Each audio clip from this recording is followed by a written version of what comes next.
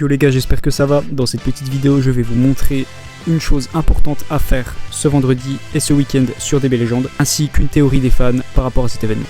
Donc les gars, ce qu'il faut que vous farmiez en priorité, c'est ce raid juste ici. C'est le même raid que la semaine dernière où on affrontait Freezer, sauf que cette fois on affronte Cell. C'est un raid très intéressant, notamment grâce à ses récompenses de mission. Comme vous pouvez le voir ici, il y a 400 CC, 100 PZ Sparking et 100 PZ LF, ce qui en font des récompenses extrêmement intéressantes. Mais surtout, ce qui va être intéressant, c'est les récompenses dans le raid. En effet, vous pouvez avoir beaucoup de gommes, de médailles d'échange de graines, mais surtout, plus intéressant, c'est les PZ Sparking que vous pouvez théoriquement farmer à l'illimité. En fait, lorsque vous faites un raid, vous obtenez des pots marron soie doré.